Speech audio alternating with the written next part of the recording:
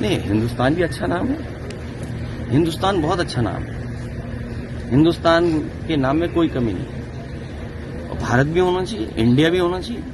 India के साथ कौन था? हम लोग तो भारत के साथ थे, हिंदुस्तान के साथ थे। इंडिया के साथ कौन था?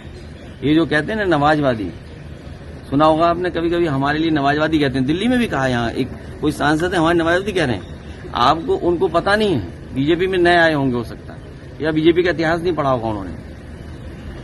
बीजेपी के जो सबसे पहले राष्ट्रीय अध्यक्ष बने, उनके प्रस्तावक 5 बार के नवाजी थे।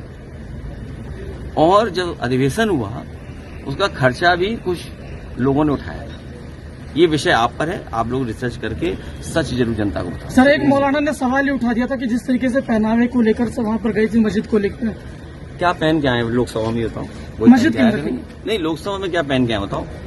जो लोकसभा में पहन के आएंगे वही हमारी हर जगह ड्रेस होगी।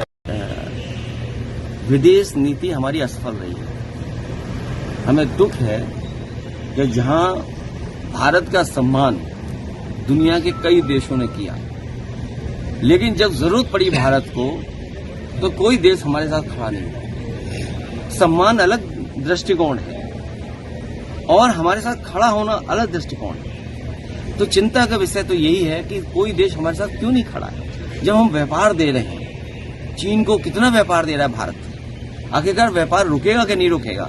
और ये तो हम अपने भाषण में बोलेंगे कि भाई कोई प्रोग्राम बनाना चाहिए ना। जैसे नोटबंदी हुई, कोविड में हम लोगों ने थाली और क्या क्या बजाया, तो सरकार का सुनती है ना जनता। तो सरकार को ये फैसला लेना चाहिए कि अगले 10 साल में हम कोई चीन का सामान भारत में नहीं आने देंगे। इकट्ठा तो नहीं रोक सकते। अब सोचिए, अमीरों का तो सब कुछ आ रहा है, लेकिन गरीब के लिए खाद की जरूरत तो कुछ नहीं आ रहा। सर, उत्तर प्रदेश से, उत्तर प्रदेश के जो मुख्यमंत्री हैं, सबसे ज्यादा दिनों तक मुख्यमंत्री रहने का उन्होंने रिकॉर्ड कायम किया। ये कोई रिकॉर्ड होता है?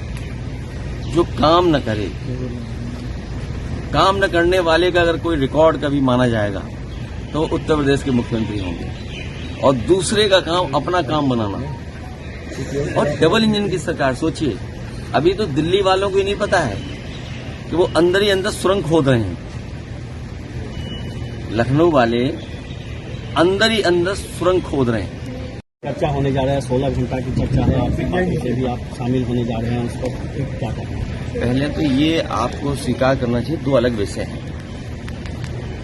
सिंदूर ऑपरेशन में फौज के साहस का, फौज की बहादुरी का, फौज के पराक्रम का उनको हम बधाई देते हैं। जिन परिस्थितियों में उन्होंने मुकाबला किया, और उन्हें अगर और मौका मिलता तो हो सकता था पीओके भी वो ले लेते।